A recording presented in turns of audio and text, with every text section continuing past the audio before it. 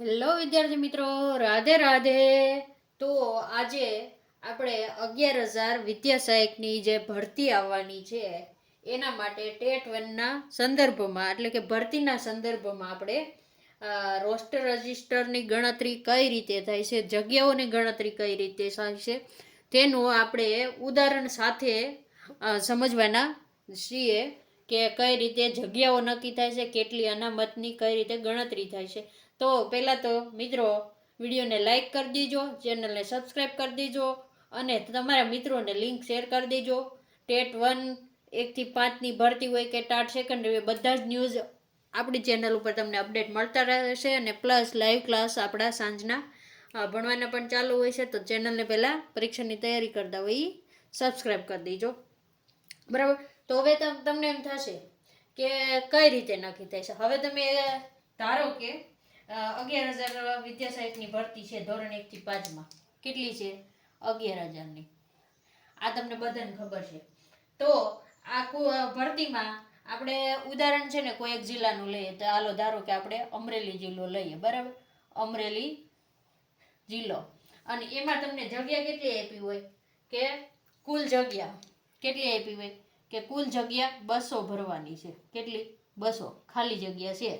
એના ઉપર ભરતીમાં તમને એ જિલ્લામાં 200 જગ્યા આપેલી છે. તો આ 200 જગ્યાને કઈ રીતે વહેંચણી થાય રોસ્ટર રજિસ્ટર પ્રમાણે, બરાબર. સીધી કઈ કેટેગરી વાઇઝ આપી દેવાની અનામત નથી. આ કઈ સીધું કેટેગરી વાઇઝ આપણે બધા કહે છે કે સીધું કેટેગરી વાઇઝ. તો કે એસટીનું એસટીને 14% આપો ને એસટીને 7% આપો ને એ રીતે 200ની ગણતરી કરી નાખો. એ રીતની ગણતરી નથી હોતી. રોસ્ટરમાં કઈ રીતે ગણતરી હોય છે એનું આપણે ઉદાહરણ સાથે આજે જોવાના છીએ. આ 200 જગ્યા આપણે અંદાજિત છે, આ ઉદાહરણ માટે છે. આ હું છે ઉદાહરણથી સમજાવું છું. ઉદાહરણ, બરાબર. ઉદાહરણથી આપણે સમજવાના છીએ કે કઈ રીતે જગ્યાનું નક્કી થાય છે અને મંજૂર થાય છે ને બધું જ. તો વિડીયોમાં બન્યા રહેજો, એક લાઈક કરી દેજો, ચેનલને સબસ્ક્રાઈબ કરી દેજો. તો હવે આપણે આગળ જોઈએ.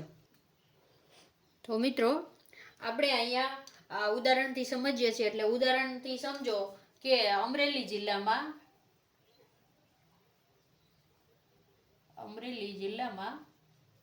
1,000 શિક્ષકોનું મહેકમ છે. કેટલું? 1,000નું મહેકમ છે. મહેકમ કયો કે સેટઅપ કયો કે જે કયો તે 1,000નું સેટઅપ છે કે 1,000 શિક્ષકો અમરેલી જિલ્લામાં હોવા જોઈએ. ટૂંકમાં આપણે સમજવું હોય તો હવે આમાં વસ્તી પ્રમાણે તમારી કેટેગરી નક્કી કરેલી હોય છે. શું હોય છે? વસ્તી પ્રમાણે. તો કે જનરલના તો કે 50%. જો આ અંદાજિત છે સમજવા માટે હો, પછી આની આજુબાજુમાં હોય એ રીતે. તો કે જનરલને 50%, તો 1,000ના 50% કરો એટલે 500 સીટો થઈ. ટોટલ જનરલની કેટલી સીટો હોવી જોઈએ બધા જ શિક્ષકોથી? 500. તો હાલમાં નોકરી ઉપર 440 છે. કેટલા છે? 440. તો બાકી જે ખાલી જગ્યા વધી જનરલમાં એ 60 વધી. તો હવે તમારે 11,000 વિદ્યા સહાયકની ભરતીમાં જોઈએ તો જનરલ વાળાની અમરેલી જિલ્લામાં કેટલી જગ્યા ખાલી આવે? 60 જગ્યા ખાલી આવે. કેટલી આવશે? 60. કેટલી આવશે? 60. એ જ રીતે SC/BC ને 27% અનામત હોય, બરાબર, અમરેલી જિલ્લામાં. તો એની 270 સીટો આવે નિયમ પ્રમાણે. તો એમાંથી હાલમાં 210 શિક્ષકો નોકરી કરે છે જે કાયમી છે. તો વાંહે કેટલી સીટ વધી? 60. તો એની આપણે જ્યારે ડિસ્પ્લે ઉપર સંખ્યા બતાવે ને જિલ્લાવાર તો એ આટલી બતાવશે, બરાબર. પછી એસટીમાં 14 હોય તો 1,000ના 14 કરો તો 140 જગ્યા કુલ સીટો તમને મળેલી હોય તમારી કેટેગરી પ્રમાણે. એમાં 90 શિક્ષકો છે એ નોકરી કરે છે. તો 50 કેટલી રહી? ખાલી રહી. કેટલી રહી? ખાલી રહી, બરાબર. પછી એસસીમાં એવી જ રીતે 60% હોય તો 70 તમને ટોટલ જગ્યા મળે. એમાંથી 60 નોકરી કરે છે તો 10 ખાલી જગ્યા રહી. કેટલી રહી? 10 તમારી ખાલી જગ્યા રહી. અને ઈડબ્લ્યુએસમાં 10% અનામત હોય છે તો એની 100 જગ્યાઓ તમને મળે છે. તો એમાંથી 80 ભાઈ રહેલા છે એટલે 80 શિક્ષકો નોકરી કરે છે તો 20 તમારી જગ્યા ખાલી રહી. આ રીતે તમારી અમરેલી જિલ્લાની કેટલી મંજૂર છે? મંજૂર તો કે 200. એને આ રીતે વિતરણ કરવામાં આવે છે. રોસ્ટર બનશે એટલે તમારી આ રીતની જગ્યા આવે. કઈ રીતની આવશે? આ રીતની આવશે. હવે ઘણા મિત્રો એમ કહે છે કે અમને અનામતમાં અન્યાય થયો. આ તો આપણે ઉદાહરણથી સમજીએ, પણ આવી રીતે તમારી કેટેગરીમાં જ્યારે પણ જે શિક્ષકોએ નોકરી લાગ્યા ને જે કેટેગરીમાં લીધું હોય ને એ જ કેટેગરી ગણાશે. કેમ આમ કહું છું?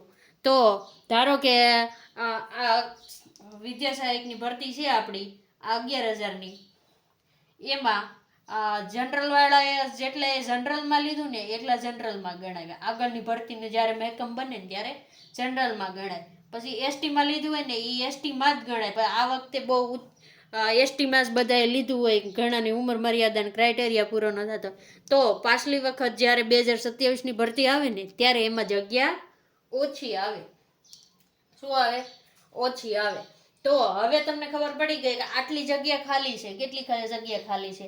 તો હવે રોસ્ટર બની જાય પછી જ્યારે આપણે સ્થળ પસંદ જિલ્લા પસંદગી માટે જઈએ ત્યારે તમને ખબર હોય તો આપણે ડિસ્પ્લે ઉપર બતાવશે કયા જિલ્લામાં કેટલી જગ્યા કયા કેટેગરીમાં ખાલી છે, એ બતાવશે. તો એ આ રીતે હોય છે ખાલી જગ્યાનું. હવે તમને ખબર પડી ગઈ કે 200નું મહેકમ હોય તો આ રીતે વિતરણ કરીને અને 200 જગ્યા તમને કેટેગરી વાઇઝ દર્શાવવામાં આવે. તો આનો મતલબ શું થાય કે ઘણા મિત્રો એમ કે અમને સીધું અનામત આપી દો. શું આપી દો? સીધું અનામત. ઘણા મિત્રો કે અમને 27% અનામત આપી દો. હવે તમે અહીંયા 27% અનામત કરો તો ઘણીવાર તમને નુકસાન પણ જાય. અહીંયા જ જુઓ તમે, આ રીતની જગ્યાનું મહેકમ આવે કોઈ જિલ્લામાં અને તમે એમ કહો ખાલી એસીબીસી વાળા કે અમને 27% અનામત આપી દો, બરાબર? તો 270 જગ્યા થઈ. કેટલી થઈ? 270 જગ્યા થઈ. એમાં તમારી ખાલી જગ્યા કેટલી થઈ? 270ની હોય ટોટલ જગ્યા, એમાંથી તમારી ખાલી જગ્યા કેટલી થઈ? તો કે 54. કેટલી થશે? 54 થાય. જો આમને 27% લેખે માગો તો 11,000ની, બરાબર? તો તમારી થાય 54 જગ્યા. પણ જો તમે રોસ્ટર પ્રમાણે જાઓ તો તમારી જગ્યા આવે 60. તો કે 4નો વધારો થયો. ઘણીવાર શું થાય છે ખબર છે? તો ઘણીવાર કેટેગરીમાં વધારે નિવૃત્તિ હોય કે કોઈ રાજીનામું આપ્યું હોય કે જિલ્લા ફેરબદલી કરી હોય તો એ પણ કેટેગરી વાઇઝ ગણાતું હોય છે. એટલા માટે તો આ જ કારણસર હાલમાં આપણે દરેક જિલ્લા પાસેથી વિદ્યા સહાયક ભરતી માટેના રોસ્ટર રજિસ્ટર અપડેટ કરવાના કહી દેવામાં આવ્યું છે, જેથી કે જિલ્લાવાર કેટેગરી વાઇઝ ખરેખર કેટલી જ સીટો ખાલી છે ને તેનું સાચું માંગણા પત્રક ગાંધીનગર મોકલી શકાય.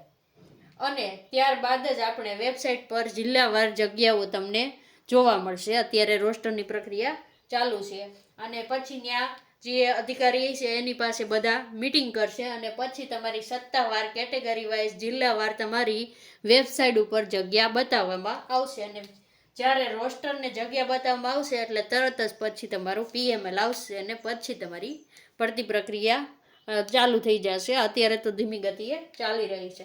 જો મિત્રો આ વિડીયો તમને સારો લાગ્યો હોય તો એક લાઇક કરી દો, ચેનલને સબસ્ક્રાઈબ કરી દો અને આ વિડીયો તમારા બધા જ શિક્ષક મિત્રોને શેર કરી દેજો.